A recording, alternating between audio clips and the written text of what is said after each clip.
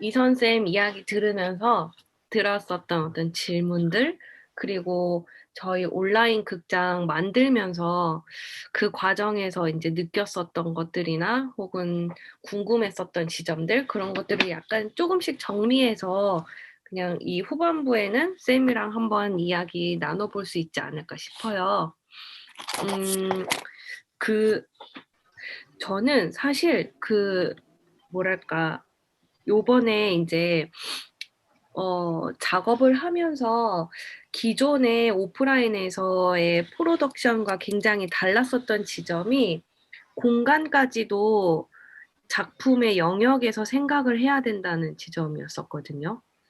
그러니까 보통은 그냥 공간이 주어져 있고, 어, 그 공간을 내가 나의 어떤 작품 공간으로서 어떻게 활용하게 할 것인지, 음, 그래서 이제 그 공간을 어떻게 연출하고 세팅할 거냐, 이제 그런 생각들을 하는데, 이 온라인 극장에서는 그 어떤 특별한 형태가 지어져 있는 온라인 공간이 아니다 보니까 작품에 맞게끔 공간까지도 같이 작가가 설계를 해야 하는 지점이 오프라인 작업에서와 가장 다른 차이점 같다라는 생각을 했었어요.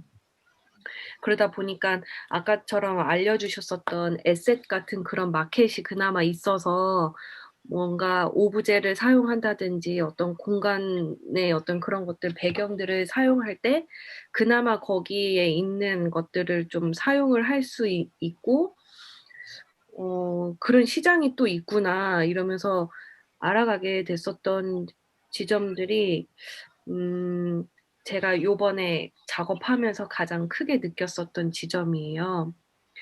어, 이제 이거는 어떤 그냥 일종의 그냥 의견? 느낀 점이었었고, 저는 이제 오늘 그거 이선쌤 이야기 들으면서 그 부분이 궁금해졌었어요.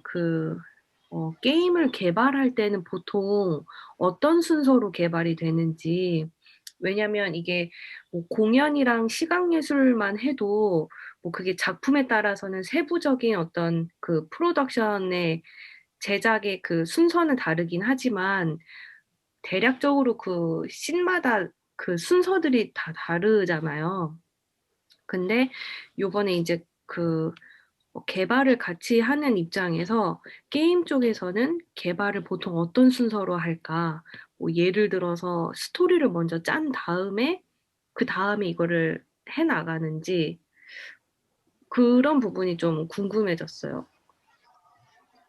게임 회사의 그 크기에 따라 다를 것 같아요. 만약에 1인 회사다. 요즘은 이제 이런 툴들이 워낙 또 내 능력 바뀌면은 돈을 주고 사기도 한다고 했잖아요. 이런 것들이 많으니까 혼자서 스토리 짜서 아예 마무리까지 하는 사람들도 종종 있거든요. 그런 사람은 뭐 1인 개발자, 인디 개발자라고 인디게임 개발자라고 불러서 좀 독특한 사람들, 뭐 그거 하나로 대박이 나서 뭐 진짜 떼부자가 된 사람도 있고요. 근데 보통 게임 회사 같은 경우는 크게 되게 전통적으로 네 파트로 나뉘어요.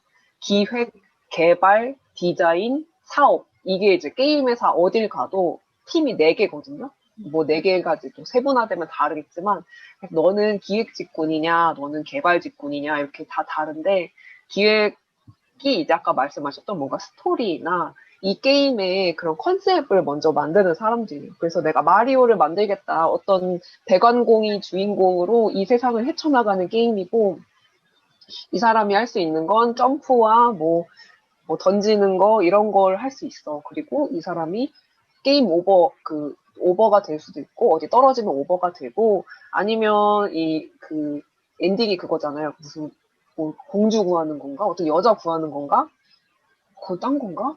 아무튼 뭔가 어떤 게임 중에 여자를 구하는, 공주 구하면 엔딩이 되는 게임들이 되게 많은데, 그런 것도 이제 처음에 정해놓는 거죠. 우리 이제 이 남자가 성에 올라가서 공주를 구하는 게임을 만들자, 이런 거를 이제 기획 단계에서 먼저 그게 글로 나와야겠죠.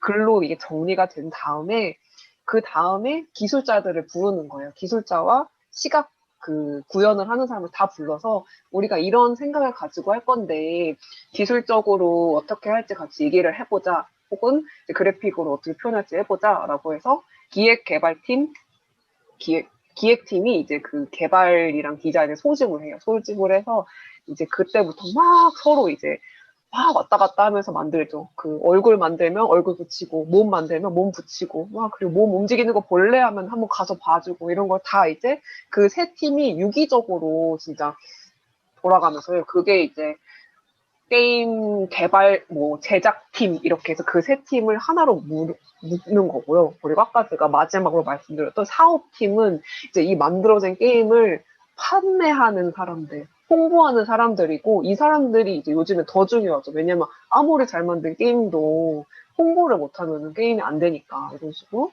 게임 회사는 크게 네 팀이 있고 이게 이제 순서인 것 같아요. 기획이 먼저 채택이 되고 이걸 구현을 하고 구현까지의 과정이 뭐 모바일 게임 같은 경우는 요즘에는 뭐 한 6개월, 1년 정도 잡고 만든대요. 게임 하나 만드는데 진짜 빠른 거거든요. 그것도 뭐 1년 정도면은 좀 6개월은 진짜 빨라가지고 야근을 정말 많이 해야 된대요. 빠르면 3개월까지, 그 3개월 하는 거는 그냥 노동력을 갈아 넣는 거고, 그 팀이 아무리 숫자가 많더라도 그 게임은 서로 막 유기적으로 연결이 되는 게 많아서 하고 나서 꼭 테스트 과정을 오랫동안 거쳐야 되거든요. 안 그러면 게임 버그가 막 나와서 게임 망해가지고, 저희도 지금 하면서 그 프로젝트 이거 하면서 사실 막 이 기능 저 기능 다 추가할 수 있어요. 근데 만들고 나서 그게 다 꼬여가지고 버거가 생기면은 그냥 망하는 거거든요. 그래서 뭔가 사실 게임은 만드는 것도 중요하지만 그런 퀄리티 체크를 하는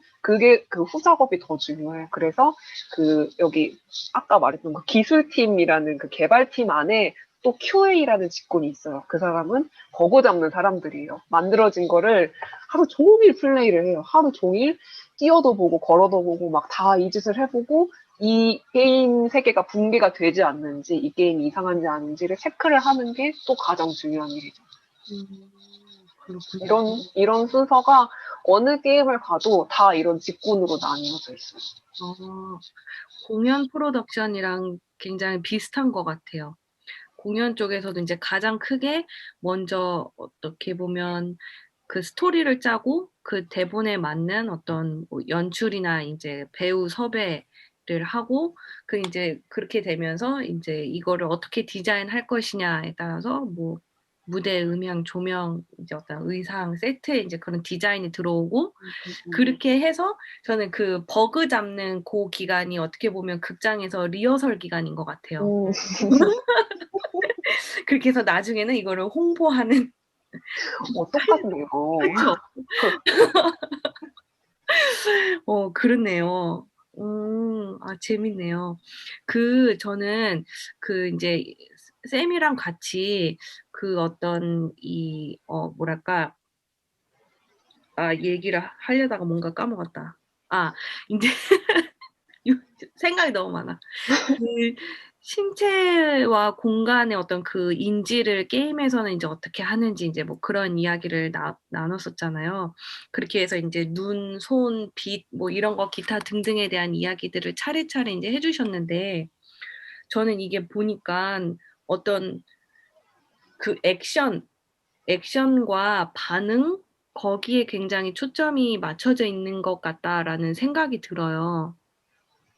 음, 그래서 뭐랄까, 어, 약간 그런 뭐 무대 위에서 혹은 어떤 건축가가 만든 어떤 건축물에 어떤 누군가가 그 공간 사용자가 갔을 때 이거를 여기 어떻게 이 공간을 어떻게 내가 감각하고 혹은 감명을 받고 혹은 이거에 따라서 내가 어떤 심적 그게 상태가 달라지는지 이제 뭐 그런 것이 아니라 게임 안에서는 뭔가 굉장히 이것과 이것이 충돌됐었을 때 나타나는 반응들, 그리고 내가 이것을 어떻게 액션할 거냐에 포커싱 되어 있다라는 부분이 오늘 좀 새롭게 발견된 것 같아서, 맞아요. 게임이 그래서 되게 행동 지향적이에요.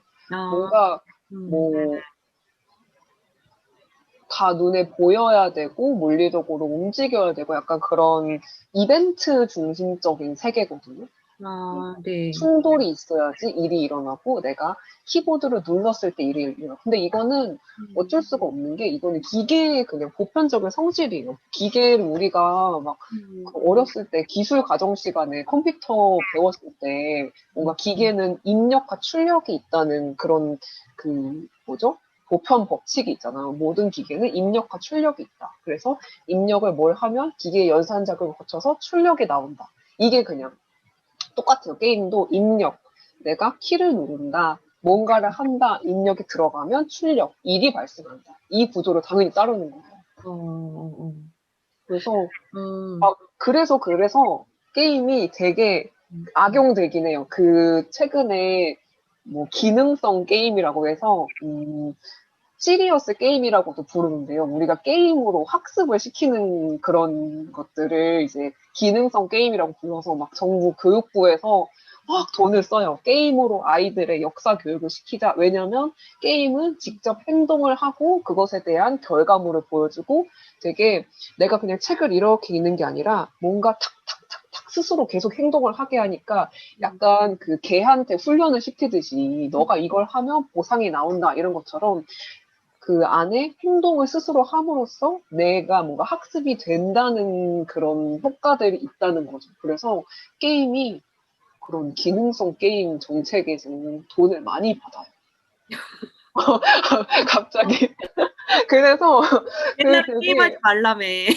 게임 하면 안 되지만 그 영어 단어 게임은 많이 해라 막 이런 느낌이지. 어, 근데 이제 우리 뭐 게임 연구하는 사람들은 그게 뭐냐. 영어 단어 맞추는 게임은 그냥 퀴즈지. 그건 게임이 아니다. 막 그냥 뭔가 그런 설왕설래들이 막 생기죠. 퀴즈와 게임이 또 다르네요. 음. 어떻게 달라요? 가장 큰 차이가 뭐예요? 근데 게임이 뭔지도 몰라요. 사실 게임이 뭐다라고도 얘기를 못 하거든요. 저거 게임 같아. 음, 그런 거의 특징이 뭐예요? 뭔가 보상이 있다? 음, 게임이 뭘까요? 라고 물었어. 글쎄요. 뭔가 내가 움직이는 것? 이렇게 얘기하는 사람도 있고, 뭔가 그 컴퓨터 안에서 하는 걸 다 게임이라고 보는 사람도 있고, 음, 가상현실이면 다 게임이라고 보기도 하고, 혹은 게임이란 거는 보상이 있는 게 게임이에요. 스코어가 있거나 내가 뭔가를 했을 때 아이템이 나오거나 이런 게 게임 아닐까요? 그럼 기쁘잖아요. 그러니까 게임은 정의하기 나름이고 그리고 우리가 옛날에 플래시 게임 같은 것도 플래시 게임이라고 해서 해보잖아요. 그럼 게임이 아니라 그냥 책 읽는 거예요. 그냥 다음을 눌러서 결과가 나오는 이런 것들이 있거든요. 근데 우리는 그걸 게임이라고 기억을 하는 거예요. 그러니까 뭔가 게임이라는 말 자체도 되게 복합적이라서 게임과 뭐의 차이를 얘기해달라고 하면 말을 못해요. 게임과 퀴즈의 차이? 두 개는 뭐 같은 거다. 약간 얘기할 수도 있는 거고. 어, 지금 여기 지량님하고 그 재영 감독님 계시는데 두 분도 혹시 뭐 떠오르는 질문이나 의견 있으시면은 저희 채팅방에 남겨주시면 네, 같이 이야기 나눌 수 있을 것 같아요. 저 그래서 아까 듣다가 든 생각은 게임에서 게임에서는 꼭 적이 있어야 되는 건가? 적이 필수로 있어야 되는 건가? 라는 질문도 생겼었어요. 적이 없는 게임도 있나요? 그럼요. 그 농장 게임 같은 게 얼마나 많은데요. 농장을 경영하라. 내가 농부가 돼서 1월이 되면 물을 심고 2월이 되면 딸기를 심고 딸기가 수확되면 그 시장에 가서 팔고 이런 게임들도 되게 많거든요. 어, 그런 게 대표적인 게 뭐 스타디오 밸리라는 게임은 이제 우리가 모바일이랑 PC랑 둘 다 할 수 있는데요. 이 게임에서는 제가 보여드릴게요. 이 게임 스타디오 밸리 이거는 농장 게임이에요. 농장 게임이고 여기 너무 좋은 예시가 있다. 아, 지금 재영 감독님이 혼자 방황하듯이 여행하는 게임도 인기가 좋았었다고. 맞아요. 사막에 다니는 게임이 있었는데 제목은 기억 안 나신다고 하는데 저거는 굉장히 그 경관이 중요하겠어요. 일단은 제가 말씀드린 뭐 스타듀 밸리라는 게임은 보시면은 이렇게 음, 이제 사람이 농장을 하는 게임이에요. 농부가 돼서 하는 게 없어요. 내가 하는 거는 이 스프링쿨러를 단단하게 만들면서 레벨업을 시키고 내가 걸어 다닐 거를 말을 타거나 경운기를 타거나 이런 게임도 있고요. 이제 요즘에는 파밍 시뮬레이터라고 해서 스케일이 커졌어요. 요즘에는 직접 트랙터를 이렇게 왔다 갔다 그러니까 뭐 고전스럽네. 그리고 이제 비슷하게 유로 트럭 시뮬레이터 이거는 유로 트럭은 이거는 이제 이렇게 게임을 하는 거예요. 운전하는 거예요? 네, 운전하는 거고 제가 트럭 운전사랍니다. 음, 적이 없죠. 내가 네요. 이 화물을 받아서 목적지까지 운전을 하면서 가는데 이 운전 시간이 30분 더 걸려요. 오, 대신에 가는 도중에 내가 라디오도 듣고 가는 그 풍경을 감상하기도 하고 또 유로 트럭 시뮬레이터가 재밌는 이유가 가면서 이제 석양이 지면은 또 아름답거든요. 어, 이런 것들을 이제 시뮬레이터라고 부르죠. 시뮬레이터 장르, 아까 말했던 로그라이크 이런 게임 있듯이 이런 게임, 시뮬레이터, 여기 트럭 멋지게 만드는 것도. 그래서 유로트럭 시뮬레이터는 이렇게 집 안에 휠을 진짜 사가지고 이렇게 아, 게임을 하는 사람들이 있어요. 이거 오, 돈 주고 살 수 있거든요. 여기 네. 있네. 이렇게 자기 집을 그 트럭으로 만들어가지고 진짜 이 게임이랑 연동되게 해서 어, 이거의 재미를 느끼기도 하죠. 근데 나도 궁금한 게 요즘에 그 자동차 쪽에서는 저거 개발 중이잖아요. 뭐라고 하죠? 테슬라 그 뭐냐 뭐라고 그러죠? 무슨 자동? 왜 갑자기 그 단어가 생각 안 나지? 무인, 여튼 그 운전사 없이 자동차가 혼자 가는 거.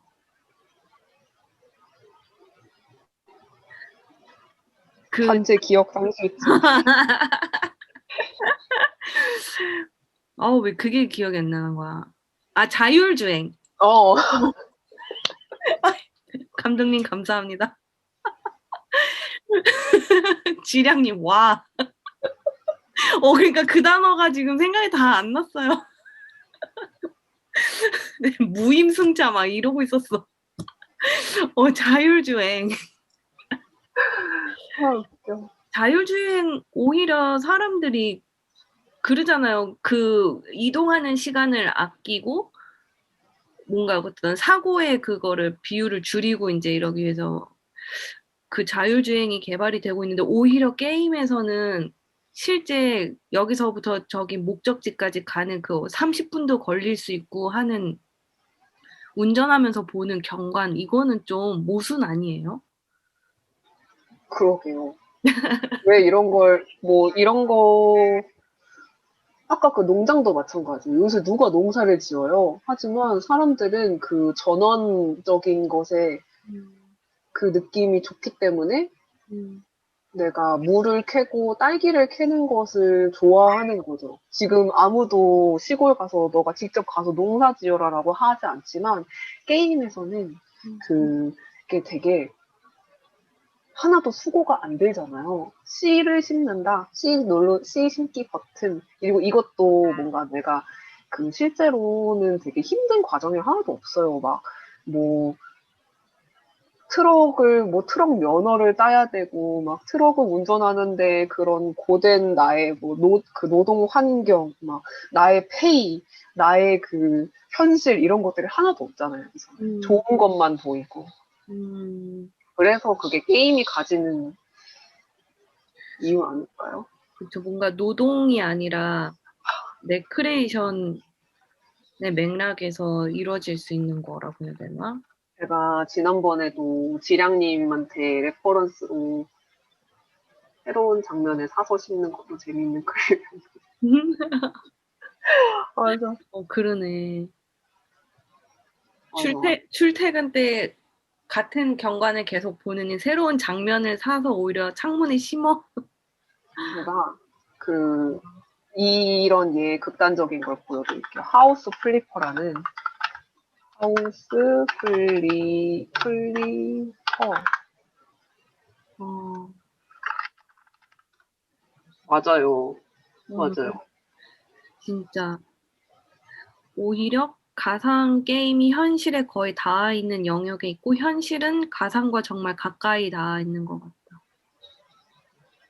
둘이 만날 수가 없네. 음, 그 지량님한테도 보여드렸던 하우스 플리퍼라는 게임이 진짜 저는 이 애에 너무 적합한 것 같아요.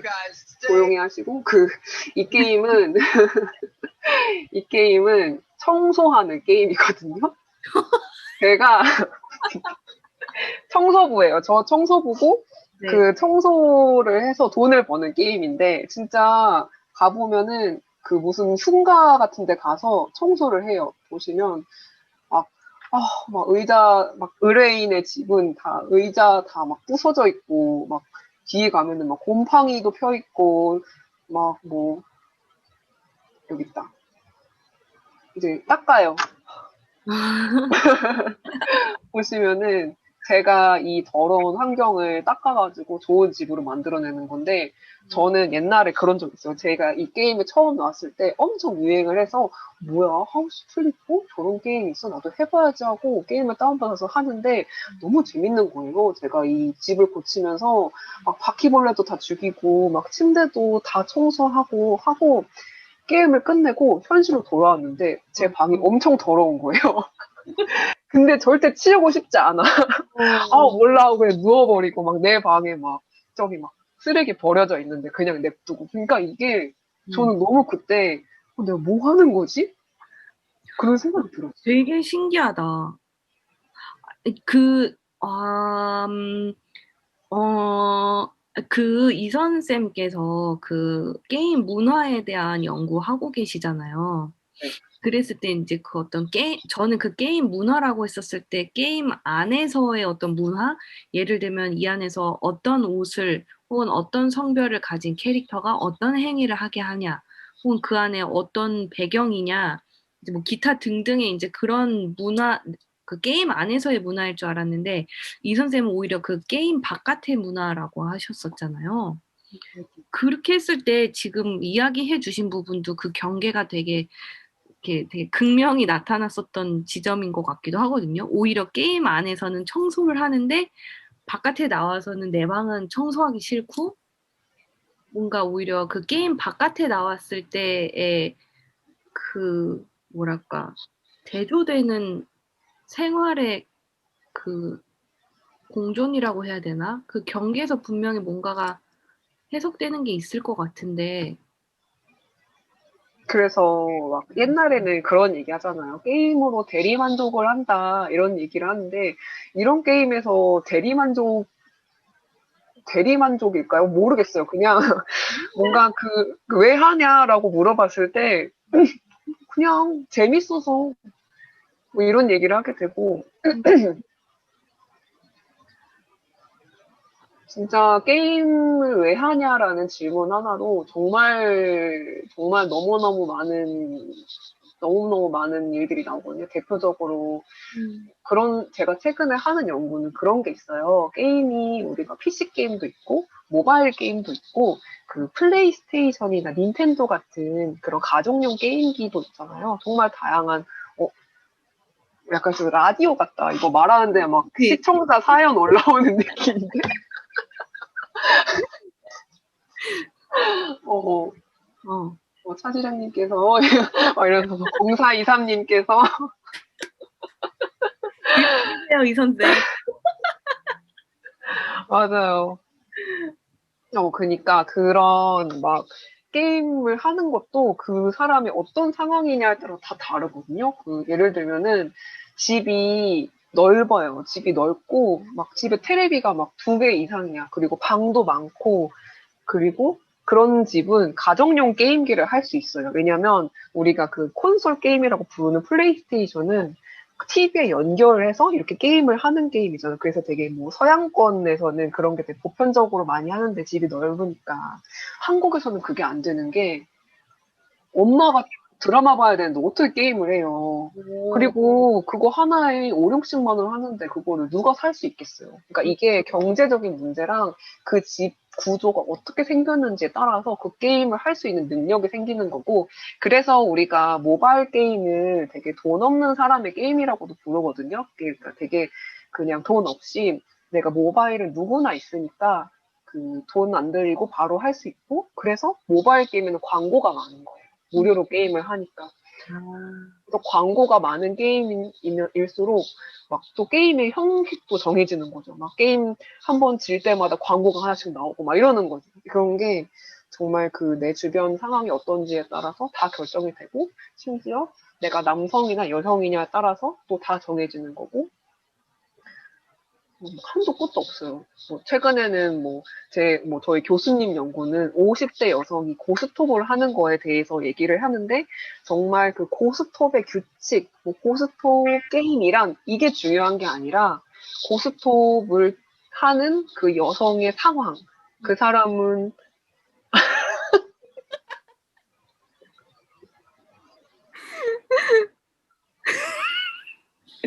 지금 재영 감독님께서 이 채팅창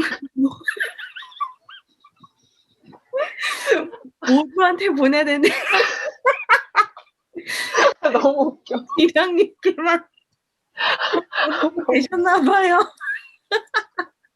아, 지량님 당황하셨겠다. 웃겨. 네. 이랑님은 모르고 계셨대. 웃겨. 네.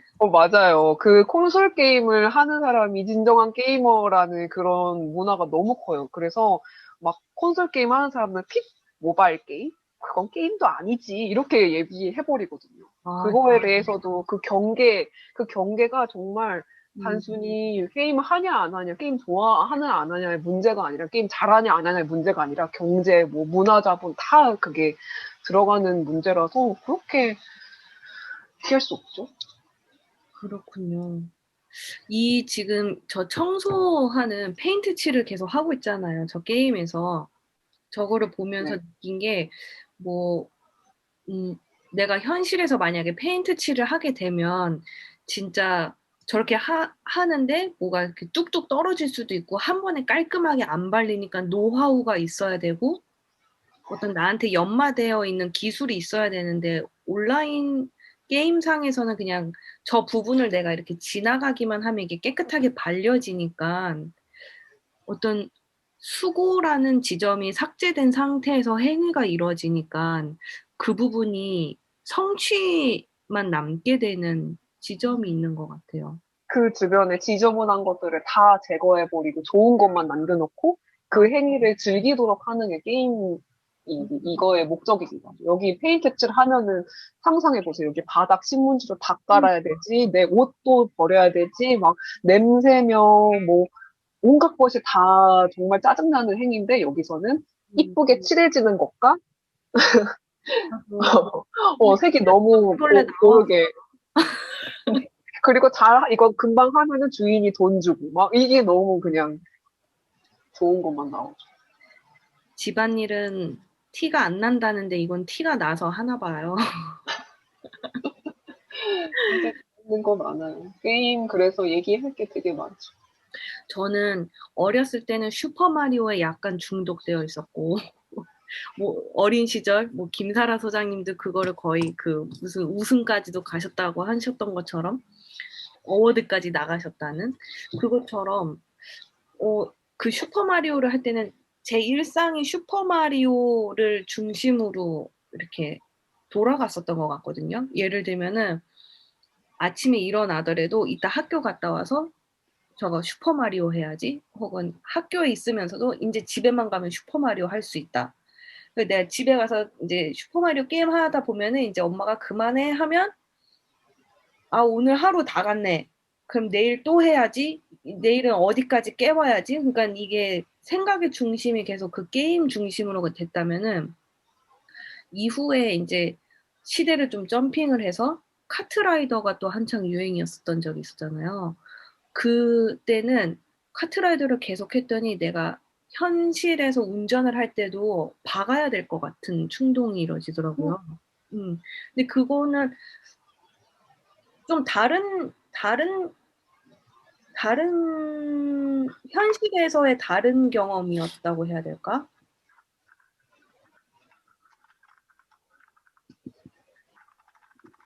아니, 그 예시 있었잖아요. 뭐, 음. 최근에, 이렇게 하면, 잠깐만요. 하나 틀어놓고 보는 게 낫겠다. 그럼 검색하고 계실 동안 제가 재현 감독님의 사연을. 읽어보겠습니다. 네. 전에 렉처할 때 얘기했던 영화 있었잖아요. 영화처럼 현실이 된다면 저런 것도 노동으로 느껴지게 될 것 같아요. 현실과 컨택트가 맞물려 변화되는 것도 무섭게 느껴지더라고요. 타자가 느려서 계속 타이밍을 놓치고 계셨대요. 음, 영화처럼 현실이 된다면 저런 것도 노동으로 느껴지고 해서. 아, 또 노동 얘기하면 정말 또 할 얘기가 많아요. 또 진짜 할 얘기 끝이 없어요. 게임 연구에서 게임 노동으로서의 게임이라는 것도 또 되게 핫한 주제거든요. 그래요. 그러니까 옛날에 리니지 아시죠? 리니지를 아저씨들이 하루에 막 10시간씩 하는데, 와, 리니지 게임의 특징이 그 레벨이 1이 되고 2가 되고 3이 되고 쭉쭉쭉 올라가서 100에서 101이 되고 하는 거랑 1에서 2가 되는 거랑 음, 음, 그 완전 그게 다르거든요. 그러니까 1에서 2가 되려면은 적을 하나를 죽이면 되는데 100에서 101이 되려면 만 마리를 죽여야 돼요. 근데 계속 이거 만 번의 도끼질을 하는 게 말이 안 되잖아요, 하루에. 그래서 그 리니지 게임은 작업장이라고 해서 그 만 번의 도끼질을 돈 주고 누군가한테 시키는 그런 사무실이 있었어요. 그래서 그 사람은 그 사무실에 가면은 모니터가 한 100개,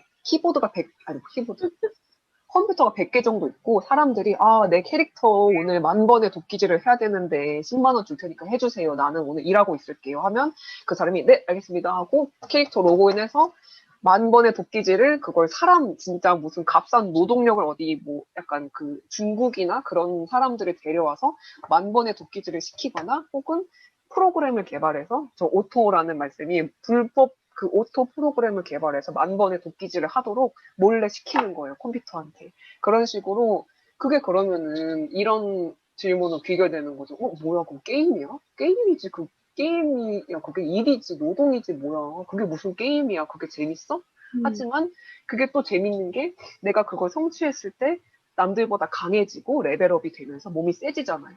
음. 그러니까 그 노동 과정이 나한테는 어떠한 보상으로 귀결되니까 노동도 감내한다는 거죠. 그리고 그 노동에 대한 경제적인 시장도 생기는 거고. 오, 그래서 하우스 플리퍼 아까 그 청소하는 게임도 이렇게 한 번 클릭하면 벽이 이쁘게 이렇게 되잖아요. 근데 만 번을 클릭해야 벽이 이렇게 완성이 된다 하면은 그것도 또 노동으로 돼가지고 사람들이 그 일을 하기 싫어해서 누구한테 시키거나 좀 쉽게 할 수 있는 방법을 찾겠죠. 이거 정말 몰랐던 시장이네요. 음, 그래서 이제 지량님이, 그래서 이제 감독님이 말씀하신 것처럼 게임이든 가상산업이 그렇게 유도하면서 수익 창출을 끌고 가는 면도 있는 것 같다라고 했더니, 감독님이 요즘 게임에서 오토를 당연히 돌리다 보니까 이게 게임으로 느껴지지 않는 지점도 생긴다. 라고 이야기를 해주셨어요. 그래서 요즘에는 이런 것도 있어요. 아까 말했던 뭔가 페인트 칠을 클릭하면 슉 되잖아요. 이 과정을 몸소 느끼게 해주는 게임들이 있거든요. 그게 이제 핸드 시뮬레이터라고 이 음, 게임의 재밌는 거는 봐봐요. 보이시나요? 제 앞에 물건이 하나가 이렇게 놓여져 있어요. 그럼 이 드릴을 내가 집어야 되는데 다른 게임들은 집기, 클릭, 툭 집어지잖아요. 이 게임은 손가락 하나하나가 키예요. A, B, C, D, E. 그래서 이 손을 이렇게 잡는 걸 제가 키보드로 컨트롤을 해야 돼요. 그래서 보시면은 진짜 사람들이 게임하는 게 가관이에요. 막 못해요. 어떻게 손을 아, 집어야 될지를 모르는 거죠. 사람들이 다 이렇게 막 헤매고 있어. 손이 막 왔다 갔다 하면서.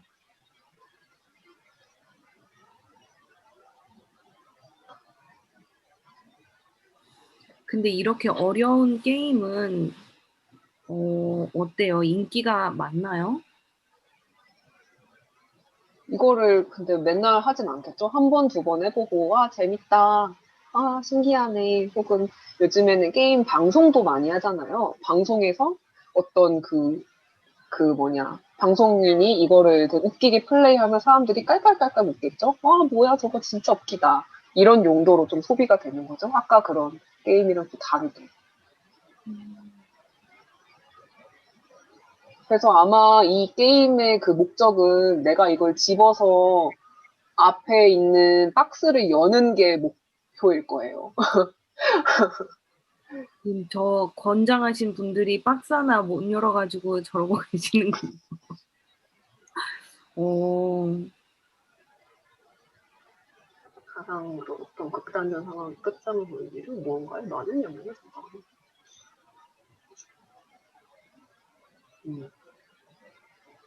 음. 그래서 이제 지량님이 이선쌤 말씀에 동의하신다고 하면서 가상 게임으로 어떤 극단적 상황, 노동이든 차량을 박아버리는 일이든 이런 기타 등등의 상황의 끝장을 보는 일은 무언가에 많은 영향을 준다고 봐요. 저는 가상은 현실을 사유하는 데에는 도움이 더 된다고 생각되기도 하신다고. 음, 음, 맞아요. 이게 참, 신기하네요. 뭐 게임 가지고 미메시스라면서 얘기를 하는 사람들도 있고 음, 혹은 그런 말도 있어요. 뭐 메타버스 게임은 메타버스다라고 해가지고 유니버스의 메타한 버전이다. 이곳은 뭔가 또 다른 세계다. 이 세계를 통해서 현실을 사유하게 된다. 뭐 메타적으로 사유하게 된다. 뭐 이런 얘기들도 하고요. 그 게임 분야에서는 게임 미학도 많이 발달이 되어 있나요? 학계에서? 네, 게임 미학도 많이 발전이 되어 있고 뭔가 되게 다양해요. 게임학이라는 거는 없고, 게임 문화학 혹은 게임 미학 이런 식으로 또 이 얘기도 해야겠다. 게임이란 게 이건 되게 재밌는 얘기거든요. 게임이란 게 1990년대에 처음으로 학계에 들어갔어요. 학계에 그 전까지는 오락실 게임인데 이거 누가 학문으로 연구를 하겠어요. 막 동전 넣고 막 핑퐁하고 이런데 근데 처음으로 이제 사람들이 이게 중요한 문화 현상이라고 받아들이고 또 이게 기술과도 접목이 되어 있고 또 크나큰 경제적인 효과를 가져오니까 맞아요. 학문으로 가져오기 시작했거든요. 근데 처음에 딱 게임을 연구하려고 할 때 여러 학문 영역에서 쟁투를 했어요. 이걸 내가 가져가기 위해서. 그게 처음에는 영화, 영화랑 문학 쪽에서 게임을 다루는 건 영화와 문학에서 해야 돼. 왜냐면 게임 보면 안에 그런 세상 스토리가 있고, 그리고 내가 독자와 같지 않느냐. 터졌다. 또? 그 안에 폭탄이 있었네요. 아, 그래서, 어디까지 읽었지? 게임? 어, 어, 영화. 게임은 영화에서 해야 돼. 이건 안에 스토리가 있고, 아이고, 책을 읽는 거나 똑같아. 그런 얘기들이 있어서, 이거는 영화에서 가져가려고 했어요. 근데 이제 너무 화가 나는 거죠. 왜냐면 스토리가 없는 게임, 예를 들면 아까 그 트럭 시뮬레이터 하는 게임에 스토리가 어딨냐. 그리고 이런 손 하는 게임에 뭔가 이거를 책과 연결할 수 있겠느냐라고 하면서 게임을 이제 연구하는 미디어 쪽에서는 그걸 되게 반대를 했어요. 너네가 가져가면 너네는 그렇게 텍스트 분석만 할 거고, 뭔가 그냥 책으로만 바라볼 거고, 그래서 결국엔 이건 인터랙티브 영화다라고만 생각을 하지 않느냐. 음, 그래서 초반에 그 연구 한 10년 동안 둘이서 싸운 역사가 엄청 있어요. 이 학자가 비판을, 약간 그 힙합에서 디스하듯이 서로 뭐 하나 내면 그 학자의 말은 거짓이다 이러면서 막 둘이 엄청 싸우고 그래서 저도 학교 그 대학원 처음 들어갔을 때 배운 게 게임학에서 싸움의 역사거든요. 오, 태초에 싸움이 있었다. 그 싸움 때문에 우리가 게임이란 무엇인지 되게 오랫동안 사유하게 되었다라고 하면서 그게 이제 결론적으로는 10년 동안 싸우다가 어떻게 결론이 났냐면은 둘 다다. 둘 다 맞는 말이다. 음, 스토리 뭐 있고 없고 그게 문제가 아니라 그냥 그 둘 다에 해당되고 가져가려고 하지 말아라. 그냥 누구나 게임 연구해라 이러고 그냥 그러고 끝났죠. 약간 그냥 종전. 휴전 음, 같은 걸로 끝나가지고 그 이후에는 뭐 게임을 연구한다라고 했을 때 뭐 여기 국문학과에서 연구도 하고 계시고 아니면 저같이 뭐 문화연구에서 하고 계시고 아니면은 아예 좀 기술 쪽에서 게임 프로그래밍으로 연구를 하기도 하시고 되게 다양해요. 재밌네요. 뭐, 뭐 미술 쪽에서도 최근에 뭐 태연 씨 하는 거 보면은 뭐 미술 쪽에서도 많이 뭐 그런 게임으로 가지고 글을 쓰시는 분도 많아졌다고 하더라고요. 어,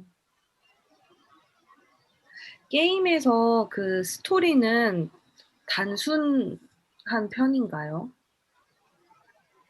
스토리요. 뭐 예를 들어서 제가 아는 게 슈퍼마리오밖에 없네요. 처음부터 끝까지 민망하네. 밑전을 다 보는데 슈퍼마리오밖에 없어. 슈퍼마리오가 뭐 공주를 구해야 끝난다. 뭐 어떤 그런 굉장히 짧은 한 문장에 이제 그게 있잖아요. 스토리 음. 라인이. 근데 이제 지금 동시대에 이루어지고 있는 굉장히 많은 게임들이 있는데 그 게임 안에는 뭐 스토리가 복잡하기보다는 좀 그 플롯이라고 하죠, 문학에서는. 그런 이야기의 구성들이 많이 복잡한 편인가요? 아니면 스토리는 단순한 편인가요, 게임에서? 그렇게 얘기할 수 있을 것 같아요. 이 스토리가, 어, 뭔가, 한 개냐, 여러 개냐? 그런 거를 이렇게 얘기할 수 있을까요? 뭔가 게임을 할 때, 이 게임이 엔딩이 하나야? 혹은 엔딩이 있어? 혹은 엔딩이 여러 개야? 이렇게 좀 스토리를 나누는 것 같아요. 그래서 엔딩이 없다라고 하는 거는 지금 이 게임 같은 경우는 아까 그 못해가지고 폭탄이 터졌잖아요. 음. 그러면은 이 게임은 이거겠죠. 제한 시간 안에 나는 손이 되었다. 난 손이 되었는데 제한 시간 안에 상자를 못 열면 터진다. 엔딩은 죽음 아니면 삶 이렇게 둘 중에 하나일 거잖아요. 근데 이런 것도 있지만 뭐 그런 것도 있어요. 뭐 뭔가 그 우리가 소위 말하는 미연시라고 부르는 연애 시뮬레이션 게임 예를 들면은 미연시라고 검색하면 뭐가 나올까요? 어, 디트로이트 비컴 휴먼 이게 아주 적절한 게있지 이거는 이걸 이걸 그냥 틀어놓을게요. 이거는 이제 그 얘기가 그거예요. 이거는 이거는 그래서 되게 시네마틱 게임이라고 부르는데 제가 그게 되는 거예요. 이게 이제 미래 세계에서 이때는 이제 인공지능 인간과 저 같은 인간이 같이 사는 세상인 거예요. 그래서 인공지능 인간 그 디트로이트라고 불리우는 안드로이드가 생명을 가지냐 안 가지냐에 대한 그런 사유를 프린세스 메이커 한 20년 전 게임이죠. 그래서 이 게임은 이제 이 안드로이드가 계속 뭔가 삶을 헤쳐나가요. 안드로이드인 것 같은데 머리에 뭐가 있네요. 근데 이제 이 친구가 막 윤리적인 선택을 해요. 막 뭐, 뭐 인간을 구한다. 뭐 아무튼 되게 다양한 선택을 하고 그 선택을 어떤 거에 하느냐에 따라서 결말이 달라져요. 그러니까 스토리가 정해진 게 아니라 스토리는 플레이어가 선택을 하는 거죠. 어, 그래서 어, 내가 어떤 선택을 하느냐에 따라서 이거는 해피엔딩으로 끝날 수도 있고 배드엔딩으로 끝날 수도 있고 안드로이드가 자살을 하기도 하고 안드로이드가 사람을 구하기도 하고 그래서 사람들이 안드로이드를 인정해주기도 하고 혹은 뭐가 있을까요? 중간에 이제 그 끝까지 안 가고 그냥 안드로이드를 막 그 위험에 빠뜨려서 죽는 경우도 있고요. 그러니까 뭔가 이런 거를 이제 우리가 멀티 엔딩이라고 불러서 여기 중간에 보시면은 아까 그런 장면이 나왔는데 여기 있다. 보세요. 이것은 챕터의 순서도입니다. 여기서 지금까지 증명한 루트, 확인하지 못한 루트, 해제된 가능성 등을 확인할 수 있습니다. 이 말이 지금 너가 지금 쭉 뭔가 리니어하게 뭔가를 하고 있고 여기에서 너가 다양한 선택지가 있었는데 어떤 걸 선택했다는 걸 지금 보여주겠다. 그래서 확인을 눌러보세요. 하면은 이렇게 보세요. 이 갈래에서 이 사람이 무언가를 선택했죠. 뭔가 추락했다. 그러면 그 다음 일이 달라지는 거죠. 음, 이런 식으로 내가 어떤 행동을 했을 때, 어떤 결과가 나왔을 때, 그 다음 얘기가 바뀌는 거죠. 음, 그래서 게임에서 스토리라는 거는 내가 아무리 해도 알아서 정해질 수도 있고 모르겠어요. 그래서 요즘에는 이 게임 스토리는 그냥 플레이어가 만들어간다. 그냥 이렇게 얘기해요. 음. 선택을 할 수도 있군요. 꼭 그 뭔가 제작자가 만들어낸 책을 읽듯이 그거를 따라가는 게 아닌 거죠, 요즘에는. 근데 또 재밌는 게 이게 그 사용자에 의해서 이야기를 선택은 할 수 있지만 뭘 선택하든지 간에 또 설계가 되어 있다라는 점. 음, 맞아요. 그게 이제 게임의 가장 큰 특징이죠. 어떤 일을 하던 간에 결국에는 모든 건 프로그래밍 되어 있는 일이 결정이 된다. 음, 그래서 그런 얘기가 있어요. 게임에서, 이 게임은 정말 자유도가 높아요. 라고 불리는 게임 중에 이제 GTA라는 게임이 있는데, 이 게임이 굉장히 인기를 얻었던 이유는 오픈 월드라고 부르거든요. 이런 거를. 그냥 펼쳐진 세상에서 아무거나 해도 되는 거예요. 와, 그냥, 이거, 와, 그 영상인 줄 알았어요. 아, 진짜 여기서 지금 제가 주인공이거든요. 여기서 보면은 차를 열 수도 있고, 무서운 사연. AI에 AI가. 따르면 엔딩도 스스로 만드는 세상이 올 수도 있겠네요. 맞아. 아예 AI로 코딩을 해놓는다면은 개발자도 모르는 엔딩이 나올 수도 있겠죠. 음.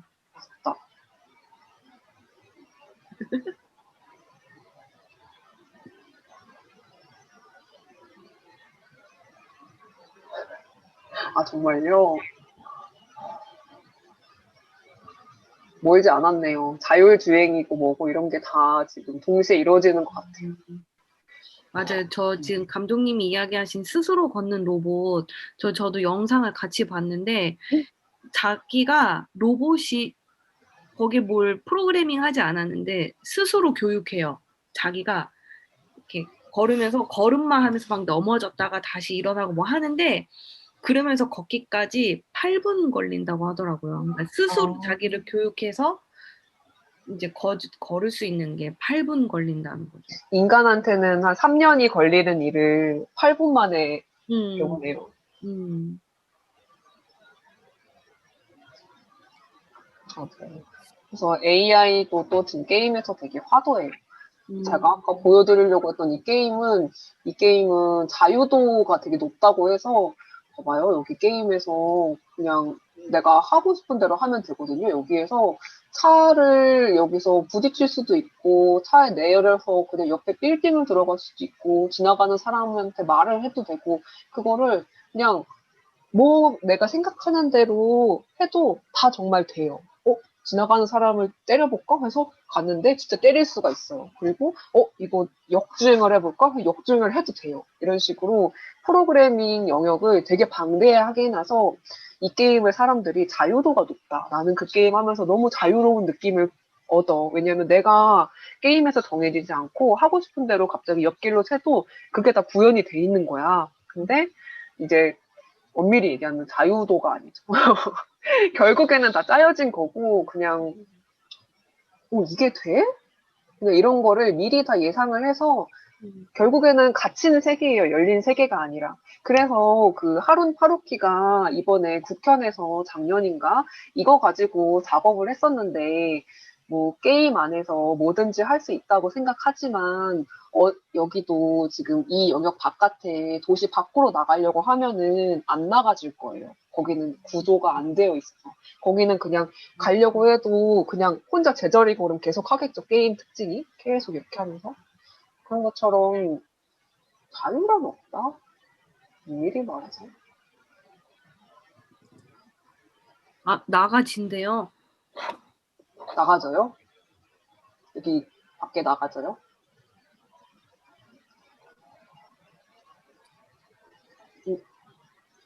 저는 저희 이제 그 개발자님이랑 같이 회의할 때 모든 걸 다 이제 설계해야 하는 상황이다 보니까 이제 이제 뭐 작가님들이 어떤 거 가능하냐 이제 이랬었을 때 개발자님이 막 키보드 치는 소리가 나다가 가능합니다. 이러면 진짜 난 그 가능합니다. 그 대답이 너무 반갑고 신의 영역인 거야. 가능합니다. 그거 구글 검색한 거죠. 이거 되나? 했는데 됐다라는, 가능합니다. 되는 거고, 안 나오면은, 안 됩니다. 이렇게 되는 거죠. 에셋 한번 가가지고 이미 구현돼 있나 찾아보고, 판다. 됩니다. 이렇게 되는 거죠. 그러니까요.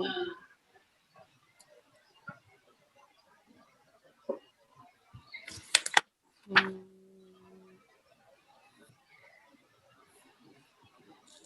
아까 그 목소리로 하는 게임 있었잖아요.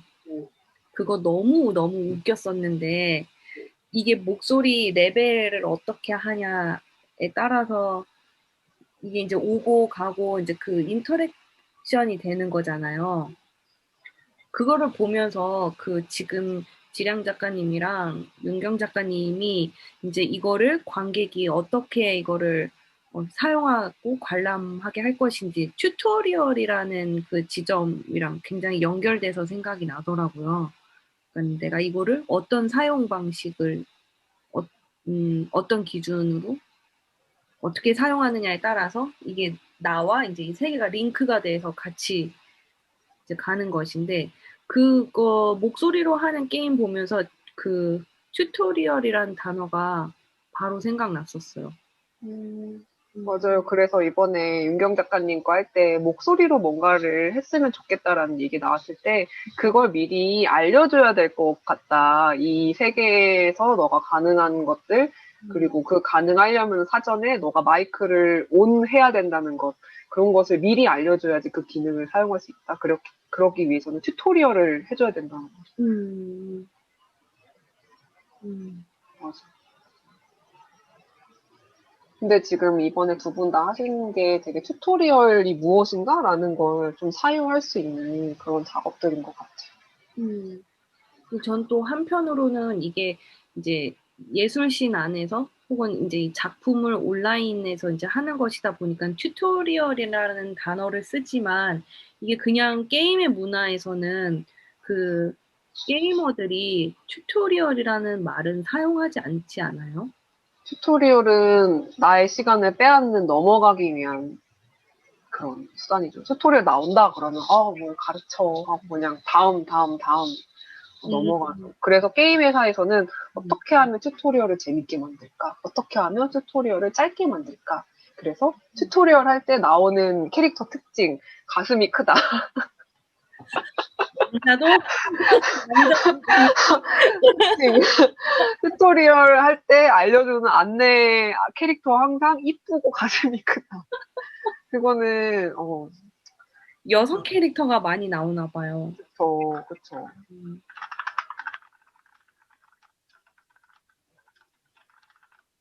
그래서 유저들은, 여기 나오네요. 유저들은 지나가고 싶어 하죠. 음, 그럼 여성 유저를 위한 튜토리얼은 이렇게 특화된 캐릭터나 이런 건 없나요? 어, 오.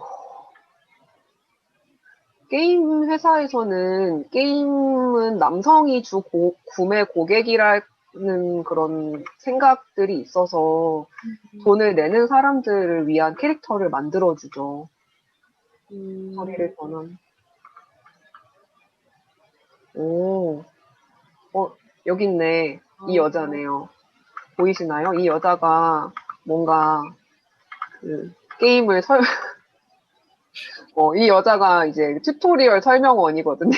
네. 이 여자가 계속 따라다니면서 이 게임에 대한 설명을 해줘요.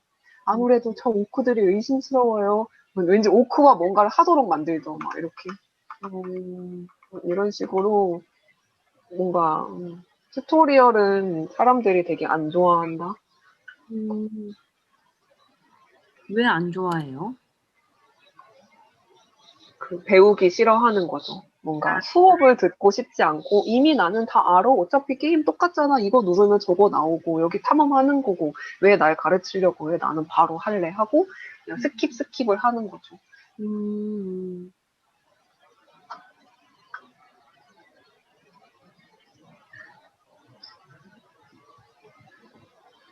오, 맞아요. 그래서 아까 전에 말씀드렸던 오버워치라는 게임에서 여성 유저들이 목소리를 끄고 게임을 한다 그랬잖아요. 자기. 그리고 캐릭터 이름도 그 아이디도 되게 중성적인 거였어요. 막, 뭐, 뭐 주먹왕 막 이런 걸로 일부러 하고 막 일부러 약간 무서운 사람인 것처럼 일부 아이디를 만들기도 하고 뭐 무슨 뭐 핑크 공주 이런 거 하면 여자라고 얘기할 거잖아요. 근데 그런 것처럼 목소리도 그래서 일부러 변환시키는 프로그램을 같이 써요. 오, 오버워치를 하는 여성들은 그래도 생각해보면은 게임에서 이기려면 목소리로 바로 전략을 공유해야만 이길 수가 있거든요. 근데 목소리를 끄면 질 수밖에 없어요. 이 타자로 전략을 짜다 보면 죽어버리거든요. 그래서 목소리를 키되 막 음성 변조를 시켜버려요. 음, 음,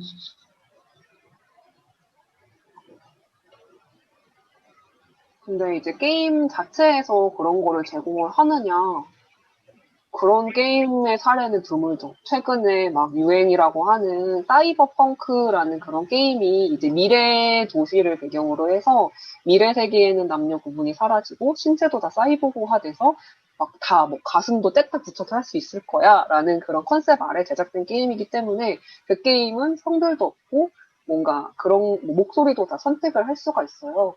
그래서 막 뭐 성기도 다 바꿀 수 있고 그런 게임이 뭐 유일하죠. 그 외에는 뭐 항상 뭐 이쁜 여자 캐릭터를 선택하고 하면 이쁜 목소리가 나오고 이쁜 옷이 있고 남자 캐릭터 선택하면은 근육이 있고 우락부락하고 이런 게 되게 스테레오 타입화 되어 있는 거죠. 음. 남성분들이 여성의 캐릭터를 사용을 많이 하기도 한다고 하더라고요. 맞아요. 이 게임 보면은 처음에 지금 그 리니지 이거는 모바일 버전인데 보시면은 게임 처음에 시작할 때 너 무슨 종족을 할래? 해가지고 휴먼, 엘프, 다크 엘프, 드워프 뭐 이렇게 나눠요. 근데 웃긴 게 다크 엘프는 드워프는 이렇게 생겼고 다크 엘프는 이렇게 생겼어요. 그럼 사람들이 뭐 하겠어요? 드워프 하겠죠. 이쁘고 귀엽잖아요. 다크 엘프가 없어요, 이 게임에는. 보면은, 그래서 사람들이 다 엘프도 여자 엘프만 하고, 이 남자 엘프는 잘 안 해요. 왜냐면 안 이쁘니까. 남자들도 어차피 이 게임은 그 보시면은 아까 그 카메라 얘기했듯이 3인칭이잖아요. 제가 제 1인칭의 눈을 보는 게 아니라 3인칭의 이 캐릭터 대상화된 바디를 봐요. 그렇기 때문에 제가 남성이라도 여성 캐릭터를 해버려요. 왜냐면 나는 관조의 대상으로 할 수 있으니까 여성 캐릭터가 마법을 부리면서 침대가 막 벗겨질랑 말랑 하는 걸 관음하려고 여성 캐릭터가 되어버리는 거죠. 그런 경우들이 있어요. 그래서 뭐 게임 그 캐릭터 선택 비율을 보면은 우리가 분명히 현세에서는 남녀 비율이 5대 5란 말이죠. 근데 게임에서는 막 7대 3이에요. 여성이 막 더 많아요. 여성 중에서 보면은 막 남성들이 여성을 많이 선택하는 경우들이 있어요. 왜냐면 이쁘니까. 혹은 여성 캐릭터가 그 능력치가 높을 때가 요즘은 잘 안 그러지만 옛날에는 그랬거든요. 옛날에는 막 여성 캐릭터면은 막 능력치가 세고 막 강하고 막 그런 경우들이 있었어서 그래요. 지량님이 저런 던전 판타지가 발생하던 시절에는 사실 인간으로서 급진성이 있었는데, 현재의 게임 안에서는 오히려 고전적이고 정말 계급, 권력, 성차별에 집중적인 게 신기하기도 해요. 그 이유가 요즘에는 게임이 너무 이 경제 중심적이 됐어요. 이 돈, 집. 중심적? 그래서 모바일 게임만 봐도 지금 리니지라는 게임 안에서 판매하는 아이템인데 보시면은 게임 추천한다는 아이템이 하나가 11만 원이에요, 이렇게. 근데 오. 이것도 굉장히 싼 편이고, 리니지는 거의 이때 한 달 매출이 몇 천억이었나? 그랬어요. 그래서 이 사람들이 돈으로서 뭔가를 사려고 한다는 거는 뭐라 그럴까요? 오히려 되게 속세적이라고 하나? 그래서 이런 고전적인 것들이 계속 부각이 돼요. 막 여성 옷을 벗겨버리고, 막 자본을 막 더 세워버리고, 막 오히려 이런 것에 사람들은 돈을 쓰니까요. 음. 그래서 게임을 아무리 요즘에 막 나는 멋진 게임을 만들 거야라고 한다고 해도 그 게임은 돈을 주고 팔아야지만 이 게임 회사가 돈을 벌어야지만 다음 작품을 만들 수 있기 때문에 그런 급진성을 유지하기가 많이 힘들죠. 음.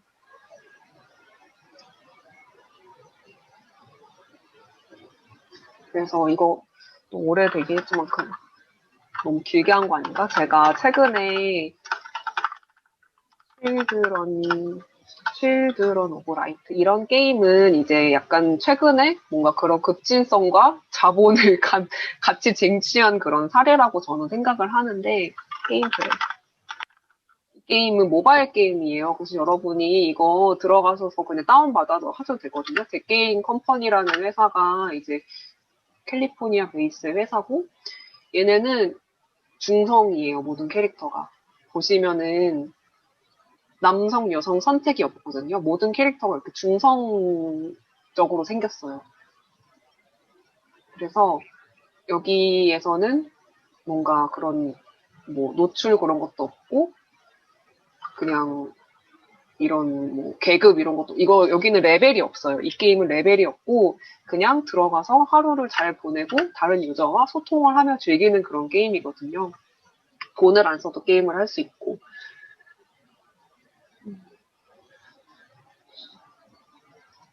이런 그리고 이 게임은 가장 재밌는 게 채팅을 못해요. 채팅을 하려면은 일정 수준 이상의 상대방과 관계를 획득해야 돼요. 그러니까 내가 지나가다가 어떤 유저와 채팅을 하고 싶어요. 근데 채팅 바로 못하고 이 유저와 얼마나 같이 놀았냐, 좀 오랜 시간 우정을 쌓아야지 채팅을 할 수 있거든요. 그때야 말을 같이 할 수 있어요. 근데 그게 되게 좋은 게 이 사람을 처음 만났을 때 막 아이디가 뜨거나 그리고 말을 하거나 그럴 때 언어적인 격차도 있고, 언어적인 그런 차이도 있고, 뭔가 그런 커뮤니케이션이 즉각되는 데서 오는 안 좋은 점들이랄까요? 경계가 오히려 생기는 거예요. 커뮤니케이션 오히려 경계가 생겨요. 이 사람과 쉽게 말을 함으로써 선입견도 생겨버리고. 근데 그런 언어적인 걸 다 빼버리고, 말도 못하게 하고, 정말 그냥 둘이 움직임만 놔뒀을 때는 이 둘 간의 그쵸. 그 부모님 그런 욕도 못 하고요. 말을 못 하니까. 그래서 이 게임에서는 되게 착한 점만 남아 있는 거죠. 어떻게 보면. 나중에 말을 하기 시작했는데 알고 보니 얘는 일본인이고 저는 한국인이에요. 그런 경우도 되게 많았고요. 음.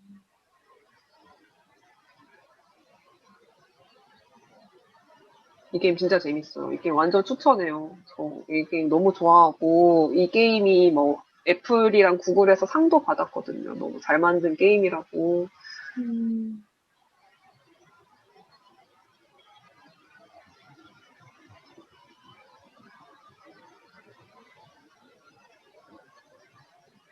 저는 이게 게임 이거를 이제 그 개발자가 이 게임 세계를 처음부터 끝까지 다 설계되어 있고 이 안에서는 그 어떤 빈틈이 없다라는 지점에서 그 트루먼 쇼 영화가 되게 자주 생각나거든요. 거기서도 이제 그 짐 캐리가 나오는 영화에서 모든 게 다 계획되어 있잖아요. 동선과 관계와 그 심지어 자연까지도 다 이 사람, 이 캐릭터한테 이제 맞춰져서 그 사람이 어렸을 때부터 예, 그 모습을 그 바깥 세계에서는 이제 그 방송으로 이 사람을 리얼쇼처럼 계속 보고 있는 어떤 그런 영화잖아요.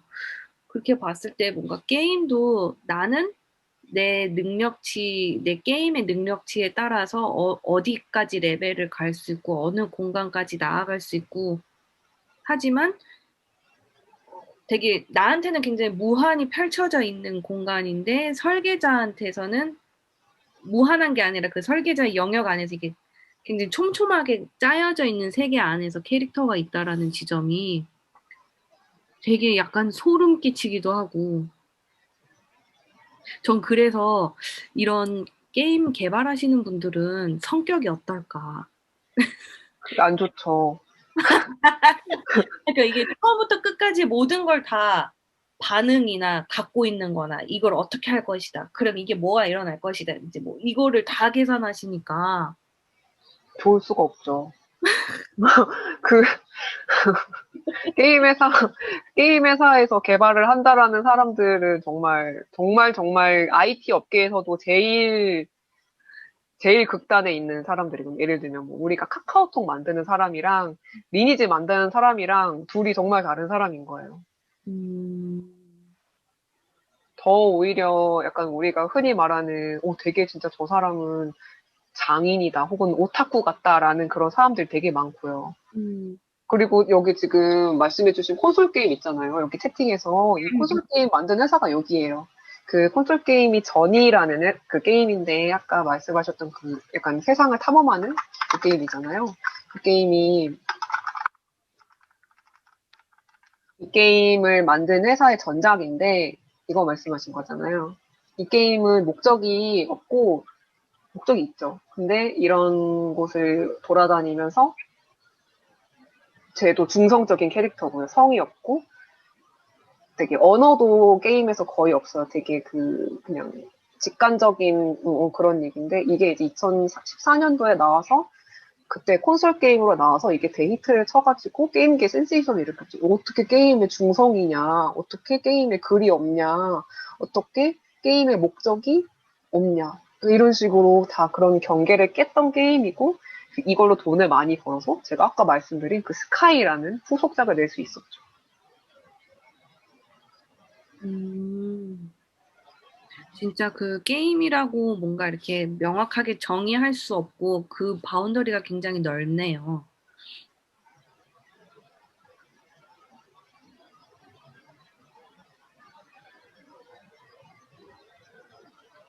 그래서 그 예전에 저희 렉처 했었을 때 토론에서 그런 얘기도 나왔었던 것 같은데 그 뭐랄까 그 어떤 어, 언뜻 보면은 이게 어떤 예술에서 게임을 왜 가져오려고 하는 거야, 굳이? 이런 시선도 있을 수 있거든요. 근데 이제 뭐 그때 이제 제가 했었던 이야기는 이게 게임을 가져오는 게 아니라 게임 툴을 사용하고자 하는 것이다. 이제 그런 이야기를 했었는데, 저도 그때 뭔가 그 은연스레 제 무의식 중에서는 게임이 뭔지 명확하지는 않지만, 뭔가 게임과는 다르다. 예술이 게임과는 다르다. 뭔가 그런 생각은 있었던 것 같은데, 오늘 이야기를 들으면서는 진짜 게임을 뭐라고 해야 될지 모르겠네요. 게임이 뭐라고 물었을 때 명확하게 대답할수록 그 사람은 게임을 모르고 있다라고 생각해도 돼. 음, 게임을 많이 공부하고 알수록 게임이란 건 하나가 아니다. 음, 그 앞에 수식어가 꼭 있어야지 좀 더 명확할 수 있고 음, 이 하나의 아까 그런 배틀그라운드라는 그 총 쏘는 게임도 누군가는 경쟁하고 누구를 죽이고 총 쏘는 거와 혈안이 돼 있을 수 있지만 누군가는 그 주변 경관 내가 탱크를 운행하면서 주변 풀숲을 바라보는 게 즐거운 사람도 있거든요. 음, 충분히 그런 사람들 되게 많아요. 그냥 총 안 쏘고 걸어 다니다가 죽는 사람들도 많아요. 음, 그렇기 때문에 뭔가 게임은 목적도 각자 다 다르고 음, 목적을 명확히 해서 만든다 할지언정 플레이어가 어떻게 즐기느냐에 따라 달라지는 거고. 음, 그래서 계속 제가 이제 게임 문화 연구 계속 바깥을 계속 그래서 보는 것 같아요. 이 사람이 어떻게 하다가 이런 목적을 갖게 됐고, 왜 목적을 이렇게 갖게 되고, 왜 이 게임을 하게 되고,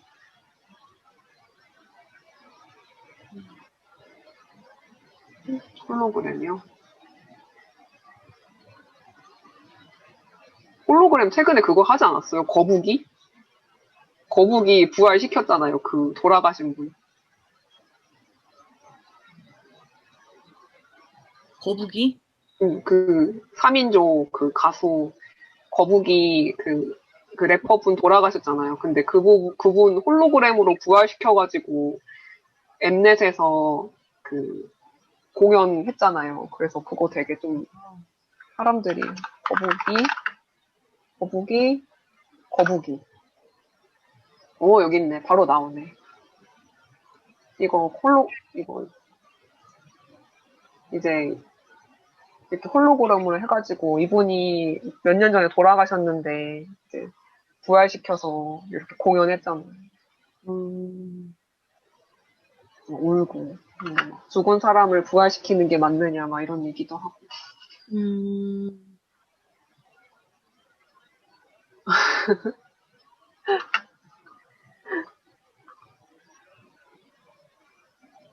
훌쩍. 근데 이런 케이스들이 예전에 VR에서도 있었던 것 같은데, 이제 자녀를 잃으신 분? 맞아요.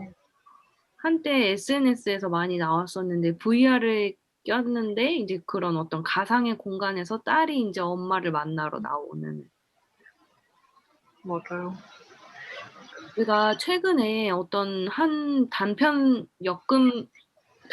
이제 엮어져 있는 책을 샀는데, 그게 약간 그런 가상 공간에 대한 거를 가지고 쓴 단편집인데, 그, 잠깐 읽었을 때 그런 문장들이 나왔어요. 그러니까 내가 여기서 저기까지 가기까지 뭐 99번을 죽을 뻔했다, 뭐 이런 식으로. 근데 처음에는 이게 도대체 뭔 말이야? 이제 이랬는데, 이게 그 가상현실 안에서는 내가 죽을 수 있는 그 순간들이 여기서 저기까지 가는데도 굉장히 비현실적으로 많고, 그 안에서 또 다른 로직을 다시 상상하면서 구축해야 되는 지점들이 생기더라고요. 그런 스토리텔링들도 굉장히 재밌었던 것 같은데,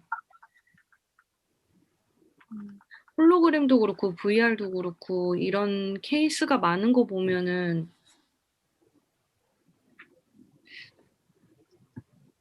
갑자기 생각나가지고 마리오 얘기하셨잖아요. 근데 마리오 메이커라는 게임이 있어요. 이거는 어, 마리오 세계를 만드는 것 자체가 게임이에요. 그래서 내가 만들어둔 이 게임을 올려가지고 다른 사람들이 재밌게 하는 거거든요. 이렇게 게임 안에 로직을 만드는 것 자체가 게임이에요, 또. 아, 이 마리오 이런 게임 아니잖아요. 네. 근데 마리오 메이커라고 어, 되게 기네 영상 이렇게 이걸 끌어다 놓는다. 이거를 벽을 요만큼 세운다.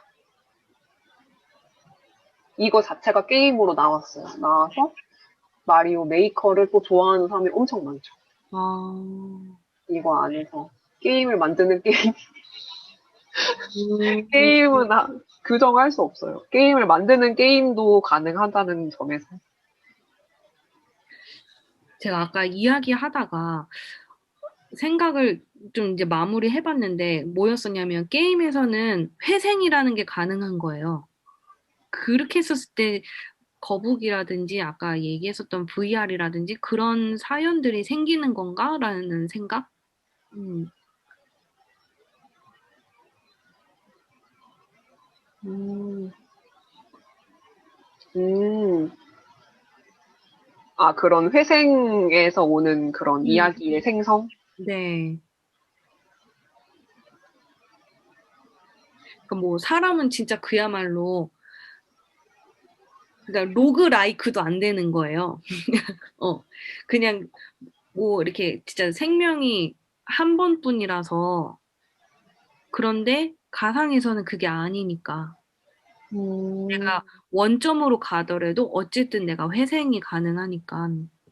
맞아요. 게임에서 죽음을 어떻게 규정하느냐에 따라서 달라지겠죠. 음, 음, 음. 또 재영 감독님이 이야기해 주셨는데 그러니까 이게 요즘 극장에서도 약간 프로그램으로 이제 극장이 디자인을 하는 지점에 대해서 재영 감독님이 이야기를 많이 하시는 것 같긴 한데 극장에서도 미들웨어가 사용될 수 있을 것 같다는 생각이 들고 유니티도 배워야겠다는 생각이 있었어요. 아웃풋 하드웨어가 발전되면서 하게 되는 게 많은 것 같아요. 대박이네요.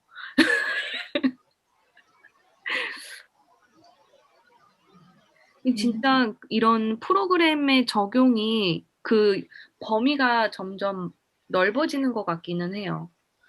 음,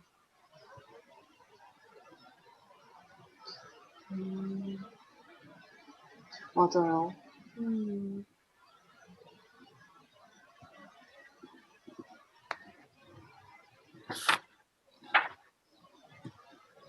이번에 그래서 온라인 극장 이거 하면서 되게 저는 재밌었어요. 되게 이런 오프라인이라고 생각하는 그런 안무 퍼포먼스가 온라인으로 오면서 발생되는 점들이 너무 재밌는 게 많은 거예요. 음, 음, 저희가 여기 안에서 극장을 만든다는 것, 여기에서의 몸을 만든다는 것, 그리고 이 세계와 그러니까 가상 세계와 실제 세계를 뭔가 어떻게 우리가 배치하느냐에 따라서 의미가 발생되는 것, 어떤 걸 가져오느냐에 따라서 되게 그 의미들이 많이 생기고, 음.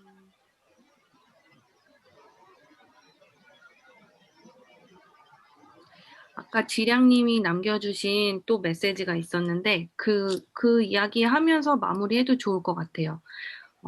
읽어보자면 게임은 창작이지만 비평이나 관람, 플레이를 넘어서 공략이나 조롱까지 가능한 영역을 플레이로 받아들이는 것이 좀 재밌는 것 같아요. 게임, 괄호 열고 작품, 괄호 닫고에 계속 살게 하는 방식일 테니 점점. 그런 면에서 2020년, 그러니까 2020년이라는 예술 장르를 과거에서 이어받은 장르들은 숭고를 버려야 하는 건가? 라는 슬픈 질문이 들기도 하고요. 라고 해주셨어요. 그런, 또, 왜 자꾸 얘가 떠오르지? 저는 너무 재밌는 예를 많이 보있어요. 항아리 게임, 제가 또 이거 지량님한테 또 레퍼런스 보내드렸던 건데, 아니야, 이렇게 하면 안 돼. Getting or it gameplay. 이 게임은 철학자가 만들었어요. 오, 게임은 그 철학 박사가 만든 게임인데, 오, 보시면은 그 사람도 약간 긱 같은 사람이라서 프로그래밍을 또 되게 잘해가지고 게임을 만들었어요. 근데 이 게임은 보시면은 이렇게 마우스를 돌려서 힘들게 내 몸을 올려가지고 점점점 위로 올라가는 거예요. 근데 이 마우스 컨트롤이 되게 어렵고 자칫하면 처음으로 떨어져요. 그래서 이렇게 힘들게 올라간 걸 다시 처음부터 올라가야 되고 그러거든요. 근데 보시면은 이 개발자가 하다가 막 하다가 그런 걸 심어놨어요. 하다가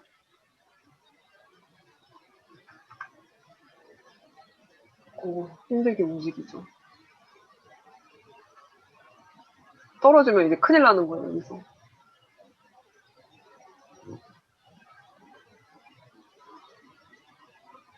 오, 오, 오. 이런 식으로 이제 힘들게 한 땀 한 땀 올라가는 건데, 이걸 하다가 이제 그 멘트를, 아이고야, 뭐 잘하네, 이 사람. 그 멘트를 막 던져요. 막 하다가 이제 뚝 떨어지는 순간, 음, 인생에 대한 막 이 게임을 하는 너 자신에 대한 글을 막 올려줘요. 너는 뭐 이 게임을 하면서 무엇을 느끼느냐, 막 이러면서 그 개발자가 막 갑자기 처음으로 이제 이 사람이 하다가 너무 못해가지고 떨어지고 막 그러면은, 이 사람 되게 잘하네. 이 사람은 떨어지질 않네요. 그런 거를 메타적으로 막 넣어놓고 그러거든요. 되게 그런 게 재밌어요. 이 철학자가 이걸 만들면서 자기는 사람들이 게임을 중독적으로 계속 하는 것에 대한 뭐 의문을 계속 품어서 이 게임을 만들어 놓고 중간중간에 그런 뭔가 메타적인 거를 막 심어 놓고 그랬다고 하더라고요. 음, 여기 보시면은 나온다, 이렇게. 하면서 갑자기 그 밑에 막 말을, 개발자로서의 자신이 막 말을 이렇게 써놔요. 어, 그게 이제 뭔가 이 게임을 하는 것 자체가 게임이 되는 음. 그런 말인 것 같아요. 근데 진짜 그 철학자가 게임을 만든다는 게 말이 되는 것 같긴 해요. 이게 하나의 세계라서 이걸 어떻게 구축할 것이냐. 너무 많은 질문이 있어야 하는 설계잖아요. 이 사람은 그렇게 설계를 했겠죠. 프로그램을 하면서 갑자기, 그러니까 이렇게 올라가려 하다가 뚝 떨어지는 순간을 가속도로 측정을 해서 그 가속도가 셌을 때, 뚝 떨어졌을 때를 측정을 해서 자기 목소리가 나오게 프로그래밍을 한 거죠. 어, 위에, 엄청 위에서 밑으로 떨어졌을 때 이 메타적인 자아 성찰을 하는 멘트를 보내라. 이렇게 코딩을 해놓은 거죠. 음, 혹은 이 중간중간에 콜라이더가 있어가지고 보이지 않는 콜라이더가 있어서 이 부분을 얘가 지나갔을 때 멘트를 또 던진다던가 이런 식으로 코딩을 짜놨을 수도 있고요. 음, 이게 뭐라고 나오네. 뭐 음, 플레이어 뭐, 뭐라고 플레이어는 어쩌고 저쩌고 막 해요. 음.